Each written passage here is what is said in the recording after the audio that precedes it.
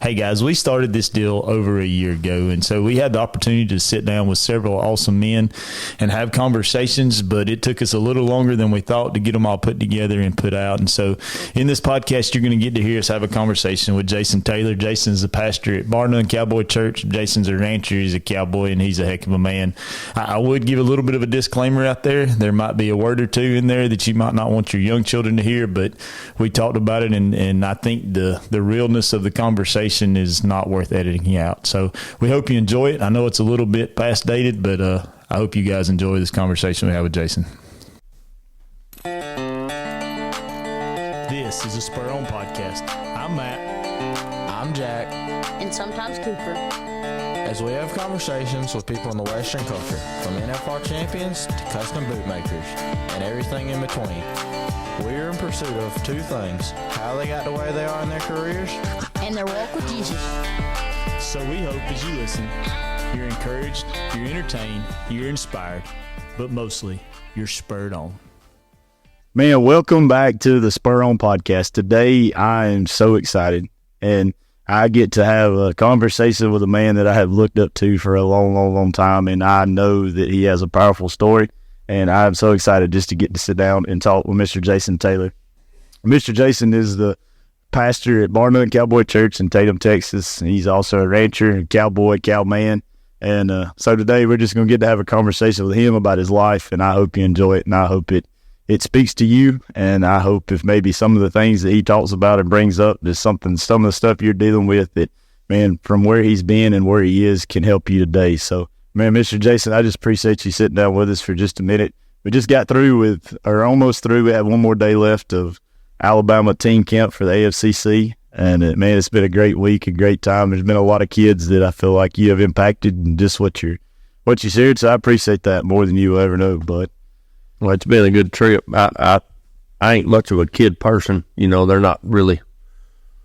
I ain't never felt comfortable. I never was comfortable as a kid, as a teenager, much less now that I'm growing. I still don't like them all that much, but they got so much energy. It's been a great week. I was blessed. Me and Christy went up and done Oklahoma's too, and now we're here doing y'all, being with y'all. And kids these days are they're really encouraging. You know what I'm saying? They're not timid about nothing hardly. They just want the truth. They ain't afraid to ask those hard questions. So, I don't know that. I mean, I'm not a teen speaker. I don't know that I'm worth a flip at speaking at anything, but they really make you feel like what you say matters. These kids have really been listening. You know what I'm saying? Like you can feel them just like a sponge soaking it up. So it's been pretty good week for us too. Well, let me ask you this, since we do have a 15-year-old here with us.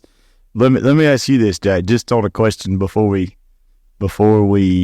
let Mr. Jason talk. As a 15-year-old young man in the world that you're living in right now, would you rather somebody come at you and just tell you how it is, or would you rather somebody tell you what you want to hear so maybe you feel better about yourself? Be honest. I don't want a recorded answer. I just want your honest opinion. I mean, I'd rather have somebody tell me how it is, but I know most people my age would rather have rather it just not know the truth, but be comfortable. Or what'd you say? Comfortable, or the answer they want to hear. Yeah, I think that's what we see in society too. I mean, that's why I fight this man. We ain't got enough recording. That's why we got to have cowboy camp. There you go. Well, man, I do, Mr. Jason, if you don't mind, which I know, and so I know most of these people or some people that listen to this might not know, but so where did your ranching career start? Oh, I mean, our family's been ranching for 3 generations. My granddaddy out in West Texas was actually started out in New Mexico in Artesia as cotton farmers and cattle ranchers, and then he moved to West Texas and then to Wichita Falls and then back to West Texas in probably the 60s or so, and kind of set roots there in Pecos. And so I was born in it and been doing it my whole life. I've had to do other things to pay off debt, but as soon as I got my debt paid off, I'd be right back in the cattle business. What did that, so did you grow up? I mean, I know I heard a story, and I can't remember. It seems like I heard it on another podcast about a story. Man, I want to remember. Something about a truck being on the side of the road broke down, and somebody come around it or something like that? Oh, it may have been that whenever my uncle whooped all them hippies. Yes, that's what it was. It was, That's what it was. my granddaddy was pulling out. I was probably about 5 years old, maybe around 5. My granddaddy had a double loaded with cattle, and he was pulling out of the feed yard, and this truckload of hippies come flying by. And you know how when you're easing up and old trucks that kind of lurched out there at them, and they swerved and made a big deal out of it, and would shot the finger at him when they went by him, and he picked up that CB radio, and he said, "Stevie, did you see that?" And that Stevie was my uncle's name, and Stevie said, "Yes, sir." And I don't know how Stevie knew what that meant. You know how my uncle knew. Of course, my family's a little rank, you know. That's what we went around that cattle truck with a gooseneck load of horses, and we put that pickup in a ditch. And when he got out using a horse rasp, he whooped snot out of about 3 of them, sent them down the road running. They were running without their shirts on, long hair, flopping, and my granddaddy, when he passed them in that cattle truck, he just laid down on that air horn. And they had abandoned their pickup and everything, which, that's not really how we ought to act, but we've had a tendency to have a bad temper at times in our life too. So I've got a ton of stories that I've watched and lived through, and, all of them ain't, I wouldn't say I'm proud of everything we've ever done, but it sure ain't, ashamed of who I am. And I'm just thankful that the Lord seen fit to intervene. And, I think my biggest thing is the Lord I just feel like my whole life's been that style of life. It's been wild, pretty good. The last scene in Lonesome Dove, Woodrow, Augustus are in that room. Gus pulls on that bottle and he hands it to Woodrow, and Woodrow, he takes a big old pull. And Gus says, "This ain't gonna make a drunkard out of you, is it?" Then he looked at me, and Captain Call said, "By God, it's been quite a party." Or it may have been Gus that said it. And I'm so thankful that I know that's how I'm gonna end my life. It's gonna be, man, the whole deal's been pretty dead-gum wild. And I'm good with that. Some of my body hurts a little bit, and my wife, she's a little tired of it, but she's staying hooked up. So I do, and I know we don't have time for all your stories, but even last night, I just want people to understand how.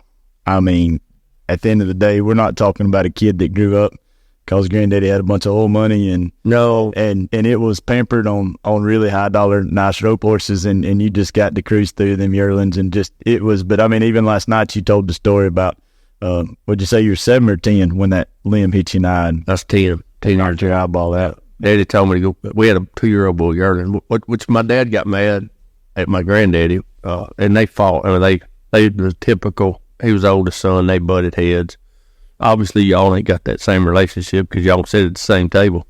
But, man, they could fight. And we're fighters. You know what I'm saying? We're have been in the past pretty reckless, and it get pretty heated up. Anyway, Texas was just big enough that they could live in the same state and not have to deal with each other. And we spent 20 years in East Texas with really 15 without having hardly no relationship with my family because of my dad and my granddaddy's split in their ways, But when I was 10, we moved to East Texas to run a ranch for a guy. I was catching a bull. I was actually just trying to get around him and push him back into the little old trap. Anyway, we busted out through them woods trying to get ahead of him, and that horse jumped a little old bush or something, and it kind of rocked my head up, and when it did, a tree limb ripped my eyeball out. And it literally pulled it out, and I shoved it back in there. When I got to the house, my dad was gone getting sandwich stuff, and my oldest brother Chris was there, and I tied my horse up right on the edge of the barn, and I went in the house, and that thing had been watered, my shirt was wet, and I wasn't crying or nothing, it hurt some, but not bad. And Daddy got home, and boy, he come in. We live in a trailer house. He come in the back of that trailer house, chewing me out, cussing me pretty good because I left that horse tied up, and it was in the sun, And he cared more about that horse than he did. Man, that horse was money. I was blood. I did whatever, and it didn't matter if I died or not. He'd throw you down the well. But that horse, he was pretty mad about him being out there in the sun. And Chris was trying to tell him something wrong with Jay. Daddy, something's wrong with Jay. And he goes, "There's finna be something wrong with Jay. I'm finna tear him up." Whenever he got to me in the kitchen, he asked me what was wrong with me. I told him, I said, my eye, I had a stick in my eye. He said, "Well, let me see." Well, when I I told him I couldn't. He said, "You better open that eye and let me see." So I reached up there and peeled it apart, opened my eyelids up, and that sucker fell back out again. I will never forget it. He backed up, but he started stuttering. Put it back. And I can remember as a 10-year-old kid thinking, I tried to tell you, I mean, I guess that's just the way a kid's brain thinks. Like, in the middle of all that, I was just proud that I tried to tell him I couldn't, and he made me anyway, and boogered him up a little bit. That's the way my craft's been like that all my life. It's been something. I'm thankful that, here lately, it ain't been, nothing too major the last 20 years or so. I mean, there's always been a few things, a few wrecks and cut off fingers and just, broke bones, but them are just minor inconveniences. Right. Hey, how old were you? And I heard a story one time about your dad getting onto you pretty good. Seems like you and your brother was breaking some horses, and maybe, I can't remember if your brother had him snubbed off or you had him snubbed off, and maybe you let go or something. I always was snubbing. My brother could ride the hair off or something, and he was horsey enough that he could keep one from bucking. You know what I'm saying? He's a pretty good horseman, and I'm not worth a crap. I mean, Daddy would always say, let Dale ride him, he'll make a horse, and you let Jay ride him, he'll make him whatever you want, because he don't know how to make him a horse, But I was riding a good horse, same horse I was on when I put my eye out. We called him Gus. I was snubbing up for Dale in this big old black coat. Ended up with both his front feet up in my lap, pawing the snot out of him. And I might have been 11 by then, but I bailed out on him. And man, when I hit the ground, my old man took the thrashing on me, because you don't quit your brother. It ain't about, you can't worry about that horse. Your brother's more important, and you take a beating for him if you have to. After the one I got from him to teach me that lesson, I didn't know. I wouldn't cut another one loose. We'd sure enough be in a wreck. They'll be like, bail out. And I'm like, oh, crap, no, I ain't bailing out. We going to die together here. But then what's crazy is I went and spoke at a little old revival deal at a rodeo in Jacksonville, and there's this man. He was sitting there, and he got to be 90 years old. And we go to visit, and I've known him, since we moved to this country. And he said, I won't ever forget the first time I seen you. I come over there, and your daddy had some horses, and I was wanting to buy a horse. And man, he said, actually what it was, he said, I brought some horses that your dad may want to buy. And there was a couple of them pretty bronky. And he said, well, that'd be all right. Them boys will find out how bronky they are. He was talking about how he remember Daddy putting us on them things at bucking and carrying on. And he just thought it was something else. But to us, it was just another day, Well, and then that's the thing I want everybody to realize. I mean, you're as real deal as real deal can be, and you've been that way your whole life. So what is it now? What I know we talked the other day, and you're not in the cow-calf operation deal. You're just pretty much raising yearlings and preconditioning yearlings. Is that all you do? I got a few cows, that I just turned out, or me and a buddy's got a few cows because he's got a home place and he wants to keep something at his house. But my mainest deal is yearlings and getting them straight and either selling them as loads or feeding them in the yard, and it's mainly because country's so high, and people want $30 an acre for lease, and that's fine. I don't blame them, but you if it ain't profitable, it's not a hobby, If it ain't making money, it ain't no sense in doing it. And my deal with my yearlings is I can manage, and I can kind of control what I'm doing more than with a cow-calf deal. I don't need near as much ground, and if I can make adjustments on the fly. If hay's too high and it's too short, I ain't got to buy them. I'll just hold up on my. If hay's good and I got a cheap line on some commodity feed, something I can grind and make feed out of, shoot, I can load up. And grass is good, you turn out a bunch. It's a little bit of a different deal. You can kind of adjust and modify every season according to how your supply is, And at the end, we're all farmers. We're really just farming grass. And the better you are at farming your grass, the more profit margin you'll have. So the cow-calf deal in our country, in East Texas, the ground's so little, you can't hardly find a big place. And so to me, it's just less headache and more easier for me by myself now just to do my own deal. Back to the broken fingers thing, today in ranch hand training, we talked about how not letting everything that happens to your physical body affect your spiritual body as you get it off.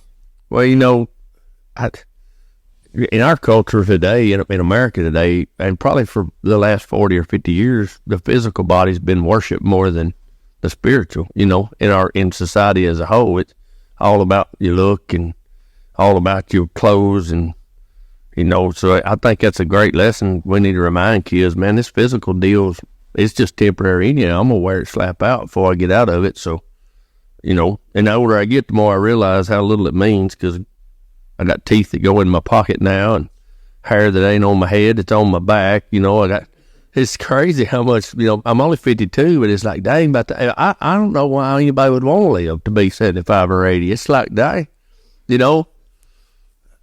Anyhow, I think a little too much is spent and cared about how the physical is. I mean, I know you need to wash it, take care of it, and use it. You know, it's a pretty good tool, but you need to be working it and using it. But I think if we look at our country too, that's why there's a bunch of soft people. Yeah. They're so worried about getting hurt. So, you know, our whole deal on this podcast thing is to help kids or people in general. I mean, if they're trying to pursue a rodeo career, and just finding out how a lot of the guys that got going are going, and also with the ranching business. I know there's people all the time, and I think it's a good thing in society. A lot of people are tired of the lifestyle that they've lived, and so they think they want to go get some land, lease some land, whatever, and start raising cows or horses or whatever they want to do. And so I know there's a lot of people out there that, unlike yourself, that they got started this way or that way. And I know for you, it's just been a generational thing, and it started with your granddaddy, and probably started with your great granddaddy, and then moved on to your daddy, and you carried it on. And I know even we talked last night about your son and how he's still working in feed yacht and stuff. And so, man, just is that, because I know where you are now, Mr. Jason. I know, and I hear you talk, and there's no telling how many people are going to come up to you in heaven and look at you and say, I'm here because of you. Did that start at an early age too? Oh, no. I was headed for hell. Didn't care who come with me, really. I mean, my parents, my family was in church. My grandparents, my dad, when my mom and dad divorced when I was 7, and we, you know, I don't remember going to church ever with them, you know, and not bashing them. That just was what life does sometimes. And you know, I wouldn't, and I'm not your typical church guy anyway. I'm all about my relationship with the Lord. I mean, He redeemed me in the pits of hell, and you know, shoot, I don't know about a bunch of people coming up to me when we get there, but I tell you, the only one I'm making dang sure when I get there, He ain't disappointed in me, and that's my Lord. I don't want Him to have done what He done for me, and Him have to ask me, what was it you did? You know, I don't want Him to wonder, what did I do for Him? I want Him to be at least thinking I'm making an effort, you know. Of course, it's really the Spirit that does all of it. It's just the power of grace in your life. That you ain't got to know how. You just got to be willing. Kind of like making a hand, you know. You just got to get started and be willing. But I didn't know. I sure didn't think I'd ever preach for a living. Or everybody that's known me all my life, they kind of scratch their head and wonder, boy, the Lord must be showing up in a bind for spokespeople. I promise I get that. I remember when we started our church, and people would come up to me and Mal, and they'd be like, well, who's going to pastor that deal? And I'd say, it's me, or Mallory'd say, Matt is. It was the same reaction. Oh. Yeah. But you know, it's crazy, Matt. You know, man, that's who the Lord picked when He was on this earth. He picked everybody that nobody else would have ever picked. And I don't know what happened to us or where along the lines that, well, I mean, we're just people. So if you just study the Bible, people have been doing this. And you know, when people go to picking, they don't pick good. You know what I'm saying? Like when the people picked their king, Saul, that wasn't a very wise pick. That didn't work out too good, you know? And we still do the same thing. The people want to pick their leader, and the people want to pick people pick who ought to be this and who ought to be that. And I'm pretty sure we ought to let the Lord do the picking. No, I agree, 100%. So what did it look like? And I know, but what did it look like growing up as a kid? I mean, your relationship with Jesus. I mean, where did that? Well, I knew, you can't ranch and and I was, all right, so this is a typical morning when I was probably anywhere from 4 to 7. I'd be a horseback at daylight. We'd be jingling out across a big, like say, one of the pastures, the big pasture on my grandmother's ranch is 100 sections. And so you leave at 4 o'clock to get to horseback onto the backside of that 100 sections. I mean, that's a pretty good sized pasture. And so you're just trailing along behind your dad and your brothers, and then they start dropping you off right at daylight, and they're just lining you out to start driving back toward the pens. And so, if you're blessed to get to live that and do that at 5, 6, 7, 8, 10 years old, and you get to watch that sun break over that east rim, and you, at daylight you're pushing 10 or 12 or 20 cows, and your whole day is out there amongst God's creation. And about 4 times a day you get to see your dad, and he comes loping by just to put an eye on you, or he rides up on a little bit of a ridge and whistles and catches your attention, and he just checks on you. When you get to live that kind of life, and you get to see God's creation and you're a part of it, I mean, he's real.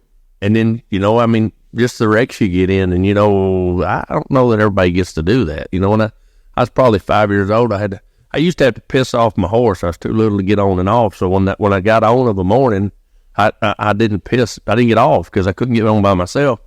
And so I'd stand in the saddle and piss, and I don't remember exactly what happened, but anyway, I was on the ground and I'd pissed. And when you're a little kid and I had my leggings on and I pissed, and everything ended up down around my boots, I mean, I'm in a pickle. And I tell you what, I was, and there was a cow and a calf, and I'd been just dogging along behind them, and they wouldn't hurry. And so I'm like, man, I'm going to get that calf. And I can remember my brother riding up and getting on to me for being off my horse with my pants down around my boots. And, so anyway, I pulled him up, and he said, why don't you just push on that calf and get him out of there? He was a little old baby calf. Well, when I walked over on my foot, to shoo that calf out from underneath that skeet bush, that cow went to smoking on me.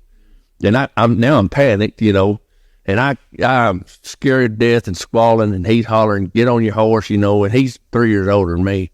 Well, he had an old yellow Airedale dog named Sassy, and man, that dang dog hit that cow, and I'm talking about hung on that sucker's ears until my brother jumped off, threw me up on my horse, and he got back up on his horse and scared the living snot out of me. But I can remember thanking the Lord for that dog hitting that cow on the head and hanging on her till it bought us enough time to get me back on my horse. And, I wasn't in church, I didn't grow up. I didn't know a single Bible story. We didn't sing Jesus Loves Little Children. Yes, I know. At bedtime, you got told to shut up and go to sleep. We started at 4 in the morning, and you didn't argue because you just wore out. I'm not saying my family didn't love the Lord, and my, but it just wasn't a part of our normal life. It wasn't a part of our normal conversations. But I believe somewhere in the scriptures, he tells us that in his creation, in all of his creation, it is impossible not to see who he is. And I can't quote you the verse in the chapter, but it's in there. And he can't be denied. You cannot not know him. You can refuse to know him. But in his creation, you can't not know who he is. And so them things like that was happening my whole life. Well, and maybe that's where we talk about it for a minute, but I struggle with that too, because I do, and I don't even know how to go at it, but I struggle with, man, a lot of people in the Western culture, a lot of people in the good old boy culture, man, it's there's obvious, just like you said, whether they cowboy for a living or whether they're in the culture, or whether they just like to hunt or fish or whatever. It's hard to sit in tree stand or duck blind and like you said, and not realize that there is a creator that's out there greater than any of us. And so, but at the same time, man, I hear that reference, and I was this guy for a long time. Because I knew about God, but I didn't know God. And so it was the man upstairs. It was the good look. You know what I mean? The big man. However we want to say it. And I think internally we realize that there is a creator, but we don't know him on a personal level. So where at what time for your life did you go from a 5 to 10-year-old little boy that obviously watched sunrises and sunsets and even the things you were tending to all had to come from a creator? What point in your life was it that it was not about the man upstairs, but it was about Jesus? The first, I got saved as my freshman year in high school. I think I shared that last night when I shot myself in the leg. I spent like 3 months in a cast, hobbling around on crutches, and I went to church on them crutches, and it was a revival and at a Baptist church, and man, that guy, he brung it. And I'm like, I knew my whole life when my parents went through their divorce, when I was going through some hard times with some abuse stuff, and when I was so angry and mad because I was living in Raleigh, New Mexico, in them apartments, like a concrete jungle, nothing to just nothing like it was supposed to be in my world or in my mind. And I was comforted by the Lord. You know what I'm saying? I did not know that's who he was. I did not understand all that. But he's such a loving father that any kid, any person that's going through a terrible time, they ain't got to be saved for his love to be for them. It says John 3:16, everybody knows that God so loved the world that he gave his only heart, right? But it says God so loved the world. He didn't say God so loved the Christians. And so, I knew when I went to that church and was listening to that preacher preach, and I'm like, he's just pulling on my heartstrings. I knew that familiar spirit feeling because I felt it several times in my life. I didn't know that that's what that was, but I knew there was comfort there. And so when he said, if you need to ask Jesus Christ to be your Lord and Savior, you make that move. And so I did. I went down, hobbled down there on them crutches. I was a freshman in high school, and I prayed and asked the Lord to come into my life and forgive me of my sins, and I received salvation. I was bawling, snot was slinging out of my nose, and then that guy told me, stand up, and he made everybody in that church come by and shake my hand, and I ain't never want to go back to church. I'm like, this is killing me. I looked like a bubbling titty baby standing here bawling, and I couldn't quit, It made me uncomfortable. And then he told me, he said, next day, after that night, he said, next Sunday you come to church here, you bring your pair of shorts, and we're going to baptize you. I didn't know why, but my answer was yes, sir, because that was the only answer I was allowed to have when I was a kid. Yes, sir. So we went and got baptized. And I remember asking my dad if he would come and told him I was getting baptized. And his answer was, well, everybody needs to do that once. So I was like, okay. And when I went into the baptistry, I looked out, and he was sitting out there in the audience in a 3-piece suit. And I was like, in shock. I couldn't believe it. I got baptized, and which I had a trash bag over my leg covering that cast, and I get baptized and haul out of there, and I get my dry clothes on, and I get back there as quick as I can. I was just so, excited because Daddy came to church, and by the time I got out there, he was gone. So he just came to see me, and then he left, And I don't know what all he battled, but it added to my determination in life to battle for the kingdom. Because whatever my dad battled, my dad was the toughest sonbuck I ever known. And whatever it was that he battled that drove him away from church and drove him away from a constant walk with the Lord was a bad sonbuck. And it's just kind of put a little more in me to fight that. You know what I'm saying? Like it ain't. Not only is it not gonna happen to me, there ain't nothing coming between me and my Lord. But I'll fight. I don't want it coming. I kind of like to fight, and our fight, and that's who we are. But the devil wants to drive a wedge between us and our Lord, and shoot, I don't want to see that happen. All these kids, it's probably why I don't like doing youth camp. There's how many kids are here? 350, and man, you can just see it in their eyes, and you think, I hate that somebody. And these kids, they got so much that fighting they're going to have to do, and that somebody's going to be so tormenting to some of them, and I'm probably supposed to cuss, but he's some bitch, and I don't like him at all. He hurts them kids and people in their whole life. Not not knowing how much they're loved. You know what I'm saying?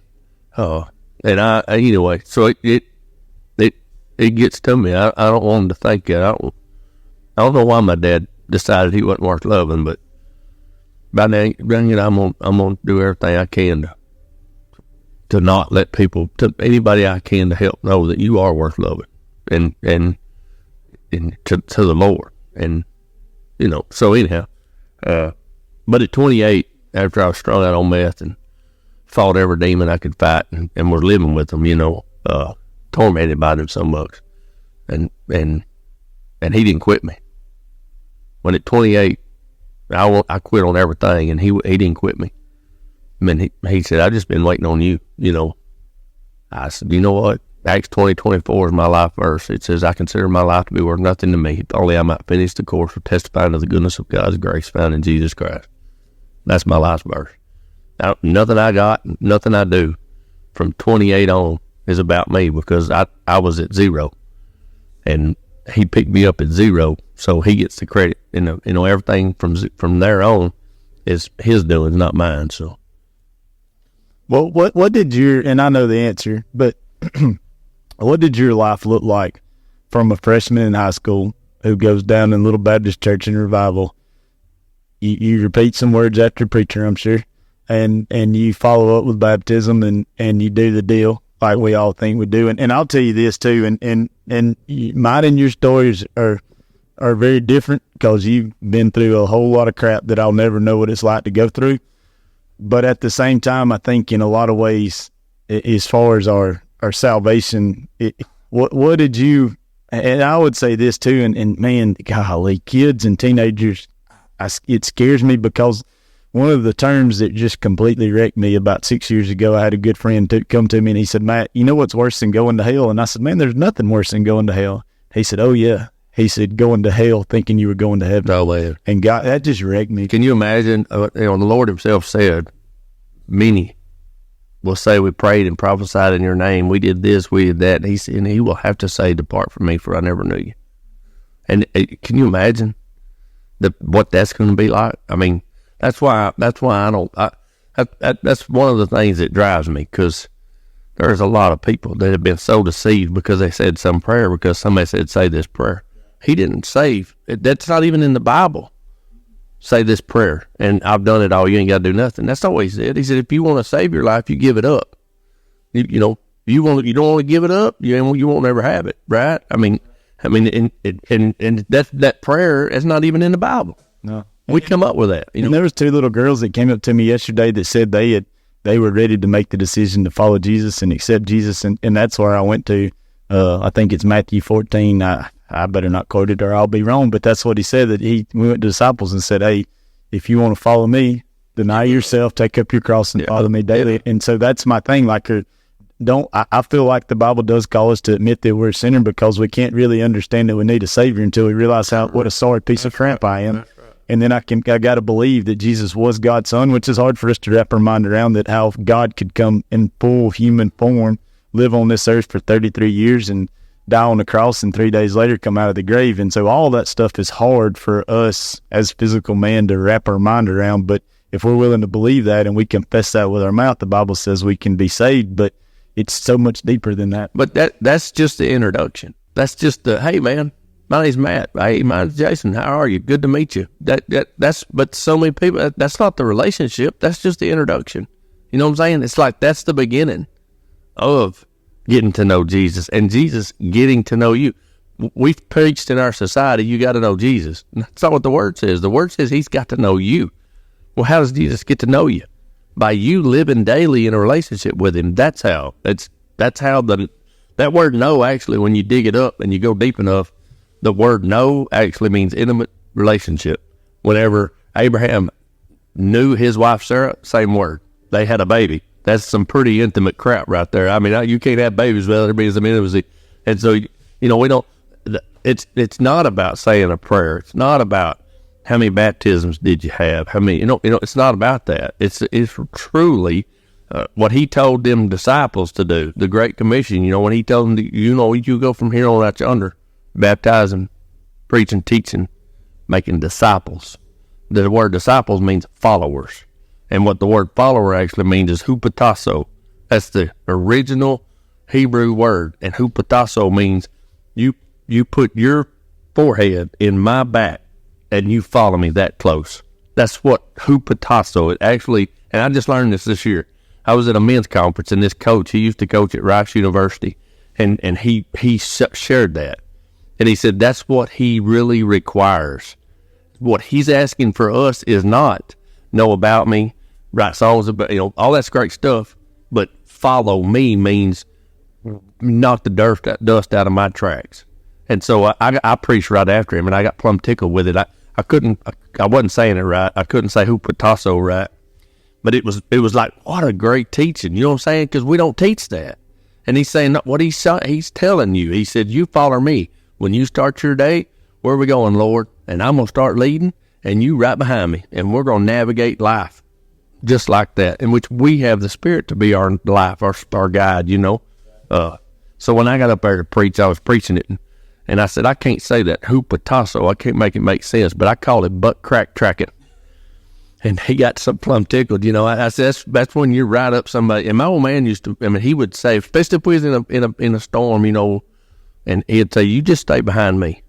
And I knew my old man was rough, but in order to get to one of us, you had to kill him. I mean, he wasn't, it didn't matter if it was a bull or whatever it was. You wasn't going to get to one of his if you didn't go over him. You had to go over him, and I'm the same way. You're the same way. You ain't going, and so and I'm that way about these kids, when I go to preaching, I start seeing their faces, and I'm like, I know that sucker wants to come at them, and so I'm like, you got to kill me, you son of a buck. You got, you can't get to them. You can't have them, not here. And that's probably why I might be a little different. And I ain't saying I'm right. You know what I'm saying? I'm not saying that. I can promise you, I am not theologically and seminarily trained properly to. I had to take what I say with a grain of salt and pitch it right out the window. But the life I live and the relationship I have with the Lord is he stood over me when I couldn't get up. And he said, you can't have him. Death can't have him. And so that's the life I live. I not because it's me, because the grace that stood and protected me when I was down and out. That's what I am. You know what I mean? Does that make sense? No, it does. I think there's a guy in the Bible.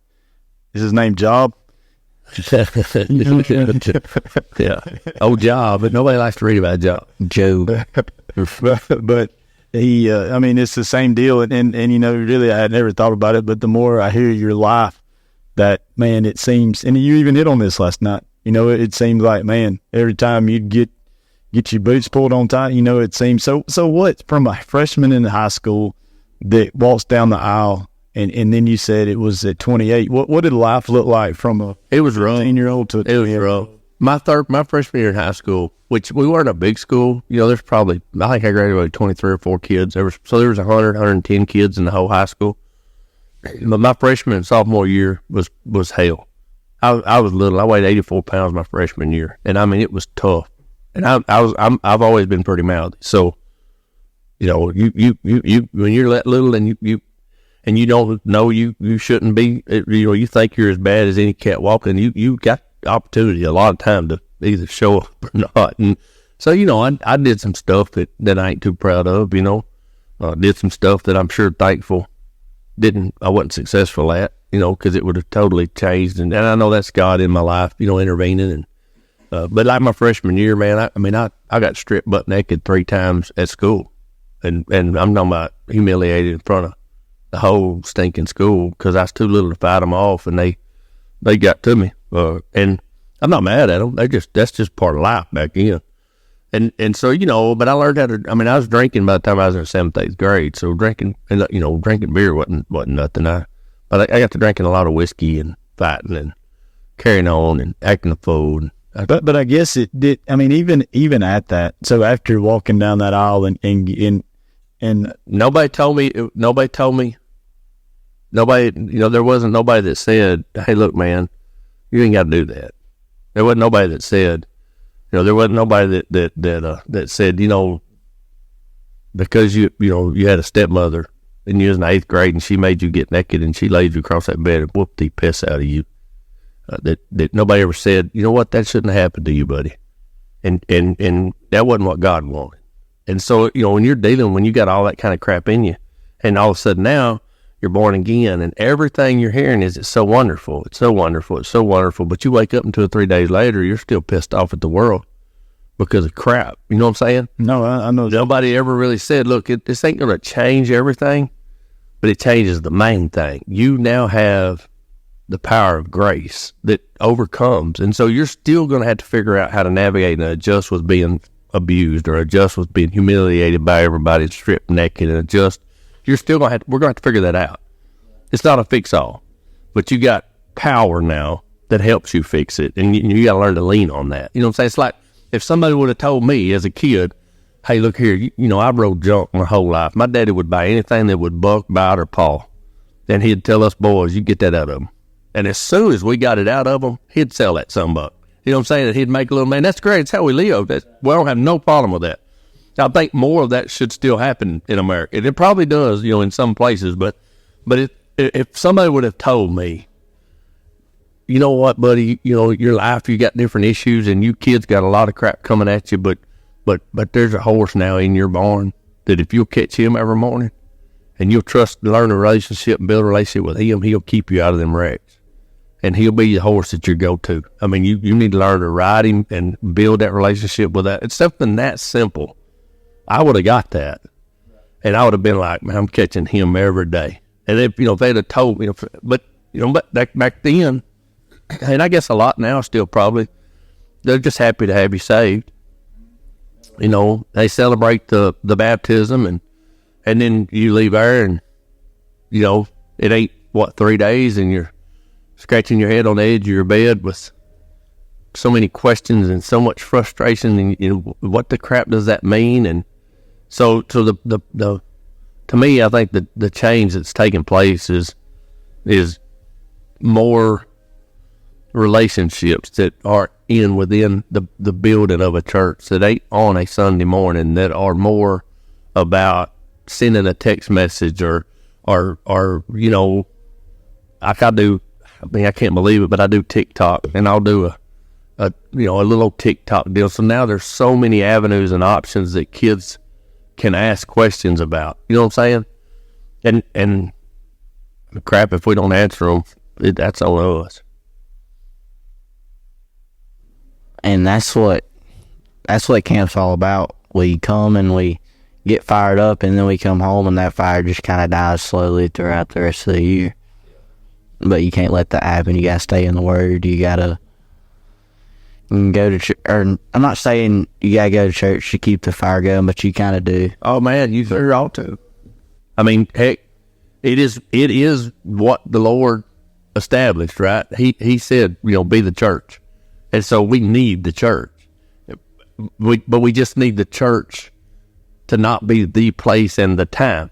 That's what happened to us. I think we made church a Sunday morning 10:30 event, and church is not that. Family's not that. You know what I'm saying? Family's family. I got kids in Midland. I got grandkids in Midland. I got family in Pecos. But if my family sends me a text, I'm on it, and they know it. And so that's what church is. Church is family. We're the body. We're all these different parts, but together we make things happen, and we ain't afraid to attack anything. We work together. So, I mean, that's the beauty of church. And I like camp. You guys that are working at camp, I mean, you're a family, and y'all busting your hump, working.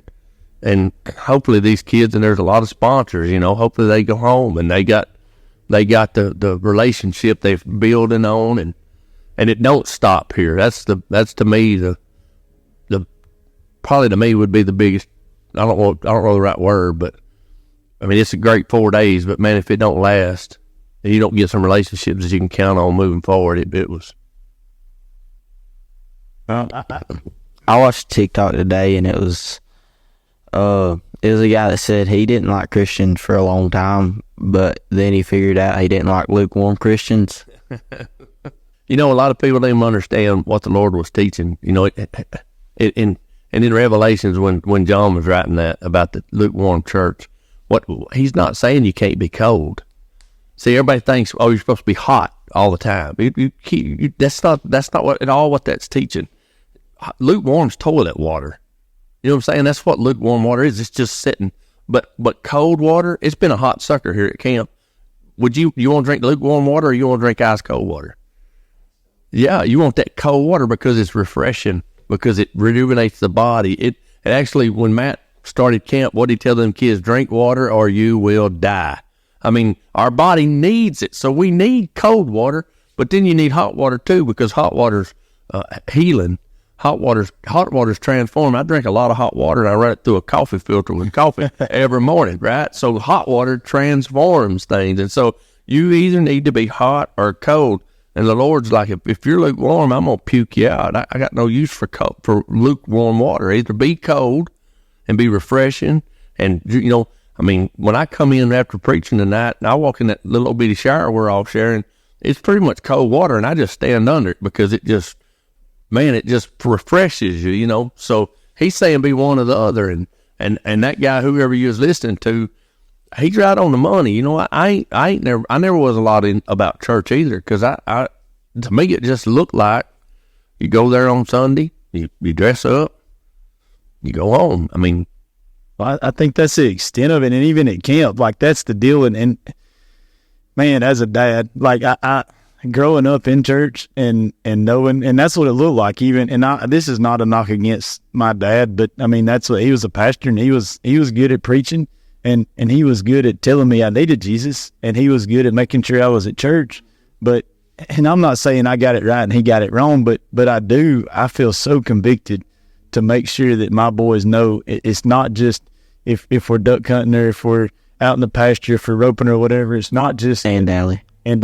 That's right. Well, she's not quite old enough to have these conversations with you, but Jackie's 15. So, I mean, he's in the prime of whatever influence I'm going to have on. He's in his prime. Yes. I got about 2 more years, and then that's all I get. But to me, it's so important to show him, you know, if we're calling the horses and, you know, and they know our name when they come running over the thing, and just say like, hey man, that, you see how they came running? Mm-hmm. You got to do the same when God's calling. Right. You know, and it's the little things, like you said, if somebody said, explain it to you this way, it's in there, bless their heart. They weren't born good looking or intelligent. So we got to dumb it down for ourselves. But regardless of your intelligence level, you've got to come to a place where you can relate it to your life so you make sense. And that's how we grow. And I told you said something a minute ago, and man, I am so frustrated with the word Christian, because everybody I know is a Christian.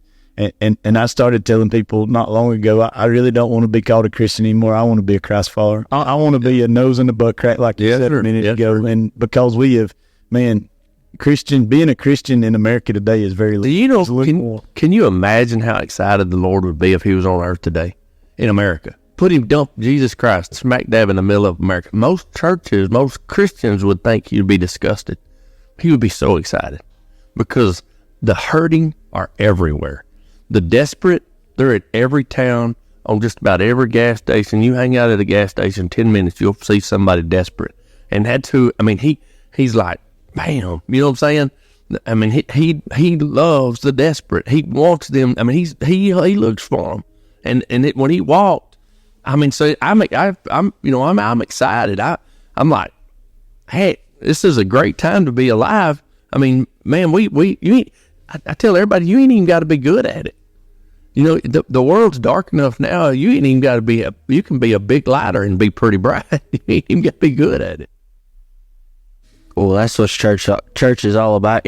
I mean, you need to go to church if you're a Christian, but you're looking for the people who wouldn't normally go to church every Sunday.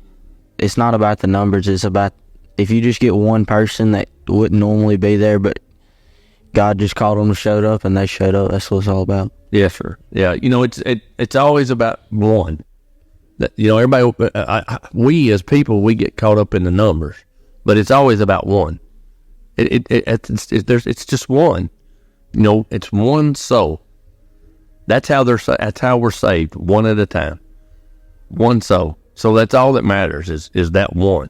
And in the beauty is hunting that one for the day, or that one for the moment. You know what I'm saying? Wherever you're at, which one? Where's the one? And so when you're hunting the one, sometimes you affect a bunch.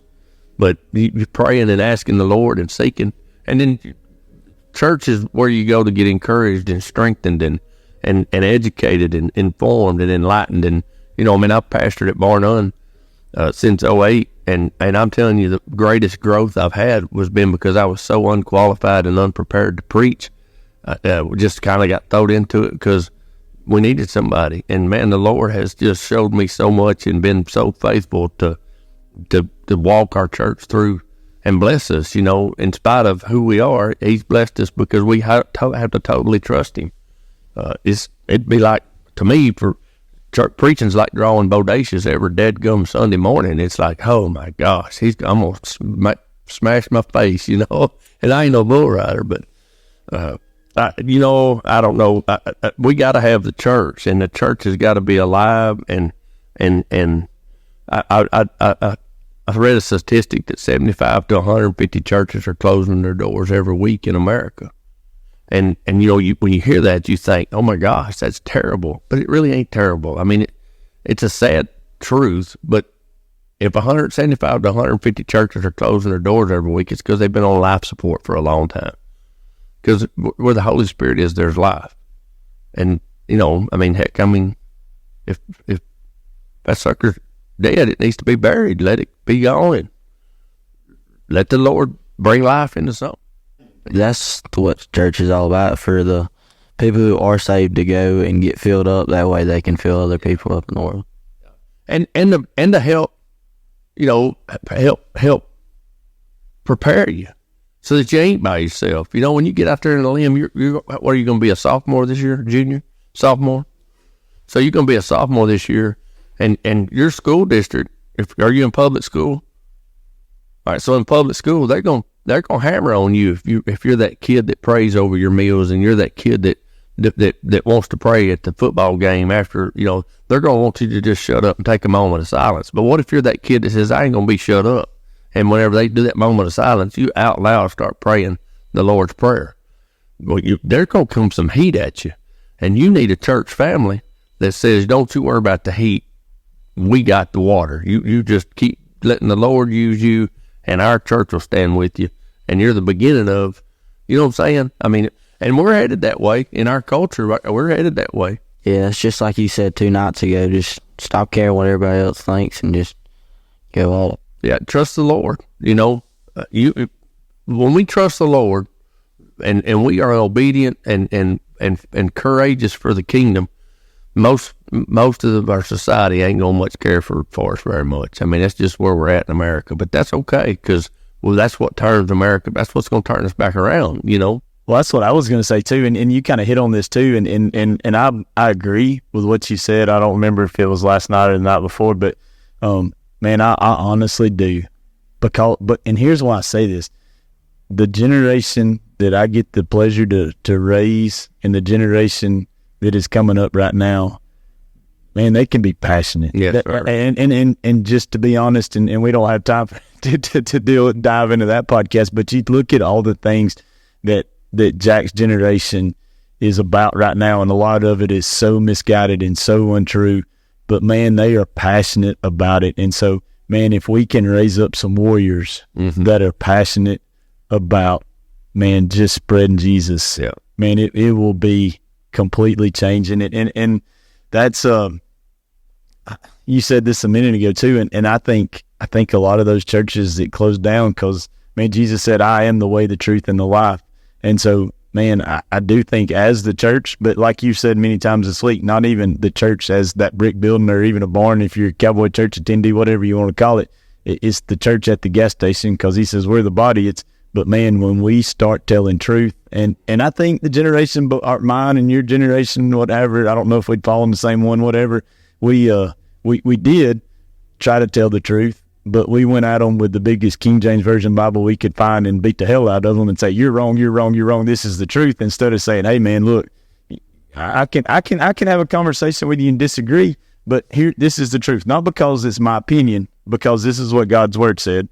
And so, man, maybe you can't swallow all that today, but if you want to come back in 2 weeks, we can talk about it again, you know. But it takes kids that are going to stand up and say, hey, this is the truth, and I will not waver. I will. Yeah, and I love you, and I don't want you to miss out on the greatest gift ever given, which is grace. But you know what? If you choose not to, that's on you. I mean, you know what I'm saying? We ain't been able to. It's been hard. It's been a hard transition for us as a church, country, as a nation under God. This transition we're making is because we're moving out from under that, and so everybody won't want Jesus. Everybody don't want to know grace, and every movement you got going on in America today is pretty much based on a man's selfish, self-centered perspective and opinion. You know, and the church body of America is going to have to rally, and these guys, Jack's generation, like Kendall Grace's and Ty's, them kids, they're going to be the ones that really will be the front line of the turn. And I think it comes about every 5th generation, you'll see, that wave of, no, that's not, I'm just not going to keep going through the motions. I want to know. I want to stand for something. I believe, you know what I mean? I'm not just going to. And I do think in our country, and there, I'm not fishing chase this rabbit either, but there's been here lately, there's been several companies that have stepped out and tried to, I'm not even sure I know 100% what being woke is, but I have no clue. What I know it is after I've been up for about an hour and a half, I'm woke. You know what I mean? I was awake and I was out of my bed, but it usually takes about an hour and a half and 2 cups of coffee to be woke. But so I'm not sure what that means, but I do. I don't even know where I was going. Well, myself sidetracked. All those things that we're seeing in our public perspective and their public eyes today is they are for gain, every one of them. But the Christian movement and the movement of faith is the only one that is of gain, but it's no gain for myself. It's gain for the other. You know what I'm saying? And I think Jackson and them they're going to make a huge wave, because they're I mean, it's just how it is with people. You move crap around till you're sick of moving crap around, then you go, you know what? No, I will get to the bottom of this. And I think they are. I mean, I think all of us are working toward that in our life. And, for me, the older I've gotten, the more I've been able to know what really matters and what don't, because I'm tired of chasing what don't matter anyway. I'm tired of wasting time, effort, and energy on it, and money, and getting hurt by it and frustrated. And so you start, but these kids here, I think they're ahead of us on that desire and determination to know what really does matter. And that's what I was going to say. I know my point now. I do think we're at a place in our country where a lot of us have just said, hey, remain silent and just let society kind of go this way. But I think, I feel like anyway, we're at a place, and it's going to take a while for it to swing around. But I think those that have remained silent are finally to the place where like enough's enough. Yeah, I mean, you ain't going to kick the same dog very often. He's going to bite you. And I think that's what they've been doing. Like, I heard a conversation at my baseball game yesterday. They were like, well, God doesn't want you to do it right now. Maybe when you're a little bit older. And I was like, no, God wants you to do it now. Check. And, start making disciples, or start leading people to Him sooner. That's just more people that's getting led go. And the thing is, Jack, is in our country where you guys are at, man, we didn't face as much. I mean, we faced our own amount of junk, but you guys got some heavy crap that comes at you. And so, when you come alongside and you're helping somebody, they need it. That's going to be so appreciated, because it's like, and I see more of your kids doing that than I ever did in our generation. In our generation, it was more like, you'll be okay. Don't draw no attention to yourself. Don't even bring that out. Just you'll be fine. Don't tell nobody. Y'all's generation, y'all aren't willing to share and help each other, and even ask for that. Hey man, I'm struggling with this deal. So I think you're exactly right. You don't wait till you get older. It's a life. It's who you are. Somebody asked me one time, what's it like to be a Christian? I said, well, it's kind of like being a cowboy. It ain't nothing I do. It's just who you are. You get up and you do it. And I've, you heard that commercial, if you do something you love, you'll never work a day in your life. And I think that's a bunch of crap. I love cows and I love being a cowboy, and I work harder than any son buck I know at what I love. And wouldn't you? I mean, I'm a Christian. I love my Lord, so I work harder at being a Christian. And Paul actually wrote it. He said, I outworked them all. But not my work, but grace working through me. And so, heck, I'm glad you told them that's bull crap. You need to be working and busy. No, I agree. And too, I think, my generation, I go back to what you said too. We were told to sit down and shut up, not to be seen. And I think that goes like you said, my answer was yes, sir, yes, ma'am, no, sir, no, ma'am. And I'm appreciative for that because I have a respect now. But I also, I don't think they did it intentionally, but subconsciously we did that with our faith as well. So, oh, yeah. And we were told, which I wasn't because I didn't grow up in church, but like my wife was told what she better believe. And when it drove her crazy for a little while because, we were in adult Bible school, in adult Sunday school, whenever I started learning about King David and I started learning about Bathsheba and all those things. And, well, when you ain't never heard none of that and you're a grown man, you ask those questions that I didn't know you weren't supposed to ask in church. You know what I'm saying? And I'm like, but and she'd be like, Jay, you don't ask that. I'm like, why not? I want to, because I'm a grown man. I know what that sucker was thinking. And what would he have done this or what if he'd have done that? And why didn't he do this? And so it really, my world, because I didn't have the church upbringing, I never knew what you don't say or ask or do. I didn't grow up with that. My wife grew up with it. And so she's like a little bit envious of my just, like I don't know you don't think that or ask that or wonder that. Well, man, you got anything else you want to throw out there, Jack, man? Just something for life. You don't get in the shower clean, you get in the shower to get clean. And that's a lot like with God. Every time you don't go to God clean, you go to God to get clean. Yeah. You remember at the Lord's Supper, Jack, whenever he washed his disciples' feet, remember? And Simon Peter, he jumped up, which I love Simon Peter. I can't wait to meet him. I got so much in relation with him, He's a smart of it. Gosh, and he's just a chargy sucker. You know what I'm saying? He is a chargy son of a gun. So I'm like, he jumps up and he goes, Lord, no, you ain't touching my feet. Remember? And the Lord said, no, if I don't wash your feet, I don't have no part with you, right? Meaning me, if I don't wash your feet, I don't know you. This is a part of our journey. And so Simon Peter says, well, then don't just wash my feet. Wash everything. Wash all of me, right? And the Lord said, man, if you've been cleaned, all you got to have is your feet washed.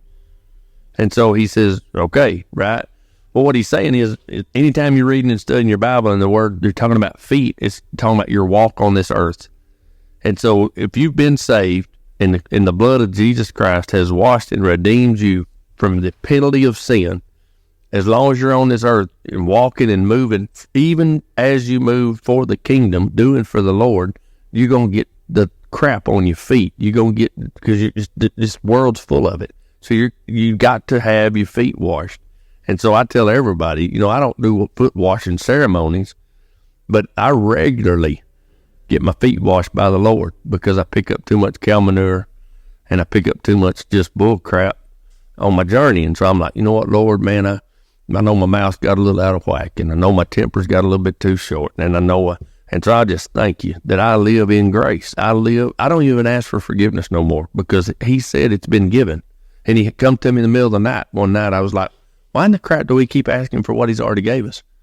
That'd be like getting in bed with your wife, laying down beside her and saying, y'all been married how long, Matt? It'd be, all right, so 18 years you've been married and got in the same bed with the same woman. Do you know she'd slap your teeth out of your head if you prayed every night for her, for a wife? She'd be like, I'm right here. Why are you asking for what I'm her, right? So why do we keep asking for what he's already died for us to have? He gave it to us. Instead, what I've started doing is I just thank him every time. I'm just so thankful, Lord, that I'm forgiven. I'm so thankful that I know I shouldn't have said that. And I'm thankful that I'm forgiven for that. And I'm thankful that I'm not walking ashamed of it anymore.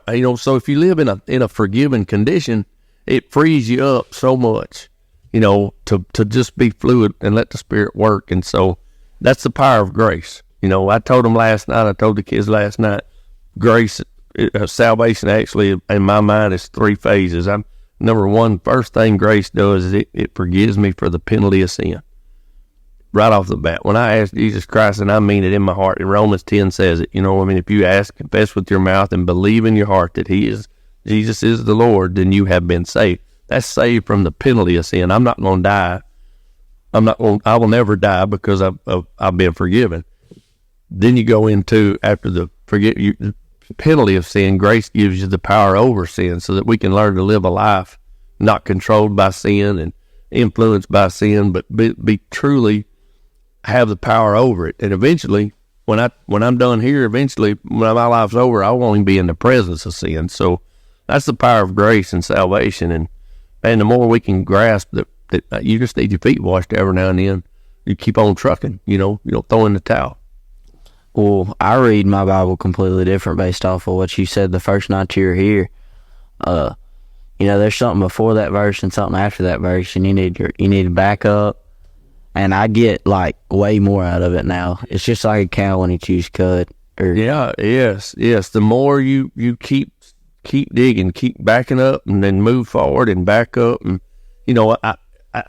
sometimes I compare it to, you ever been just plumb stuck, and you're in your 4-wheel drive and this sucker's stuck almost eye-centered, and if you can just keep moving forward and backwards, you just gain a little ground every time. Eventually that somebody's going to grab and you're going to come up out of there, and so it's like, yes, when you come up out there, it's a bit of a celebration. And I can get stuck on something for months, and it don't mean I don't read anything else, but like if I want to understand this, and so I'm dug in there, and I think it's huge. The fact of the matter is, the spirit that's within you is the same spirit that inspired and guided the men that wrote the Bible, and so you ain't got to know nothing except trust what's in you to help you learn what it is you're reading and studying. And I get sidetracked a lot, so when I'm reading my Bible, backing up is helping me. As Jason was telling that story about Kendall texting him, I couldn't help but think, because me and Jason just fixing to get his permit or whatever, we drug our feet on getting it. But anyway, I'm like, hey, if we're going to learn to drive, we're not just going to learn to drive Mama's car. We're going to pull the trailer up down the road. And so I don't remember if we had gone to the rodeo that day or whatever, and I told you to put the trailer in the barn, and God almighty, I'm telling you, we were there for 45 minutes, you know what I mean? And it took everything within me not to go snatch him out of that truck, because I could have done it in 30 seconds. Right. It took his 45 minutes of backing up and pulling up. So when you was telling that story, man, it hit home for me. But man, what we don't need to waste that opportunity to let them work through that. I've done a few TikToks, and that TikTok I did about Kendall Grace backing that trailer up has been viewed more than all the rest of them combined. And it's like, because you know what, I think it's kids that watch TikTok. I mean, I don't even know how to look at it. I just know how to make one go, But I think them kids want you to let them struggle through crap so they learn how to do it. I agree. Well, he'll tell you real quick now. He'll get mad at me because he'll be like, man, I'm tired. But hey, we're going to figure it out, because we're going to put our hands on it. You bet. Yeah. So, well, man, Mr. Jason, I know we got to go, because I know we're getting ready to finish this deal up tonight. But, man, thank you. It has been a blessing. And I hope for those people that are listening to this, man, that you were spurred on, you were encouraged in some way.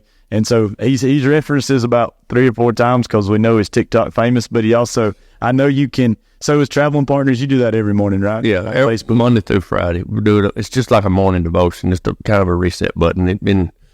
It really came because of the COVID crap, and everybody was, hungry for something, and it's really a pretty good tool, I mean, I think I just believe that we ought to use everything we can. I'm not a big fan of none of it, to be honest with you. Personally, I'm not, but I'm not a big fan of some of the things I got to do to my cattle either, but I need to make them be the healthiest and make the most profit I can, and I think that's a way to advance the kingdom. Well, it's like even the podcast. I never would have thought I'd be a podcast guy, but I started listening to them a couple of years ago, and I'm like, man, that could be. So what could we do if people are going to listen to them? What could we do to encourage them and point them towards? And it's a huge number of our population that listen to podcasts. So I mean, we got 2 choices. You can either just let the world have whatever they want, or we can go and get off in the middle of it and use it too. So I mean, I thank y'all for having me, and I hope nobody really ever gives a crap or thinks much about nothing I've done or say, other than it's all about Jesus and it ain't about what I do or you do, or it's just about the fact that we're still on this earth and we still get the chance every now and then saddle a pretty good horse and enjoy the life. It's every now and then. Me and my wife went a while ago to that state park down the road, and we just parked and ate an ice cream cone, sitting about and visited about life. It's just the fact that we still get the chance to do those things and then make a difference. We need to encourage people. It's a great time to be an encourager. So thank y'all for having me. Anytime. Well, TikTok and the podcast is great when used correctly, but when it's not, it isn't. It's a terrible tool. I mean, it's a powerful tool. It's either used for good or bad. But one more thing before we leave. I saw TikTok a while back, and it was like he got to heaven, and he was in there, and the disciples came up to him and was like, "You were born in the day and age where you could make a 30-second video and millions of people could see it, where we had to spend hours." You remember what I think it was, Matt, you may recall it, but I think it was right after Jesus fed the 5,000 or something, and he, everybody was in awe, and he said, "Greater things than these you'll do." You know what I'm saying? And I'm like, he preaching and he's teaching to all those people, and he's healing and he's doing all this, but he looked at them disciples and he said, "Greater things than these you'll do." And I just think what some of those things is a 30-second TikTok video that can go around the world and nothing flat. Now that's pretty amazing. And it took the disciple days to just get 30 people. Yeah. And them poor suckers had to walk. They walked everywhere they went. You know what I'm saying? I mean, heck, we can be anywhere in America by daylight. We can hop on a plane and be, just about anywhere. So we really ain't got, I'll be honest, I'm like you. I don't want to get there and have them guys that, even you take John Wesley and those guys from the 1800s in our country that rode a horseback, several thousand miles every year just to tell people Jesus loved them. In the pouring rain and in the cold, they're out there on horseback trying to get to the next house just to encourage them and tell them, that Jesus loves them. And man, we're building a country for the Christian. Just like the missionaries go and to certain places packing their stuff in caskets because they knew they probably wasn't going to make it back. That's faith right there, man. That's bold right there. Yes, sir. Well, man, we've ended the last two of these and just in a prayer because I don't know how else to end it. You bet. Man, if you don't mind, I'd just like to pray for you and tonight. And for you guys that are listening, if you want to go listen to Mr. Jason, man, I'm telling you, he has got stories abound. So check him out on TikTok and Facebook. And, man, he has encouraged me and spurred me along way more than he'll ever know. And so I'm appreciative for him. So, man, I hope you guys have enjoyed it. But let's pray and we will get off of here. Father, I just come to you, Lord. I thank you so much for Mr. Jason. God, I thank you for his life. God, I thank you for his willingness to be bold, to share it. God, man, your word says that, man, we can find healing when we confess our sins. And I know that, but I also know this. There's healing when we hear other people confess their sins because so many times we think we're the only one. We think we're the one that doesn't have it figured out. We think we're the only one that deals with whatever sin it is we have in our lives. And so, Father, I just thank you for allowing Mr. Jason and even Miss Christy a couple nights ago just to share, man, what they've gone through in life. And God, I thank you most of all, though, that they did not have to remain in that life, and neither did I. God, I am so thankful for your grace. And Father, I pray if there's somebody out there listening to this that maybe they've got religion, maybe they've got it wrong more times than right, Lord, that they realize that you are just a word away. God, that we don't have to go to a preacher, we don't have to go to a church, but God, whether we are, whether it's in the pasture or the pickup, Lord, that, man, we can just simply call on your name, and your word says you're there, willing to forgive us.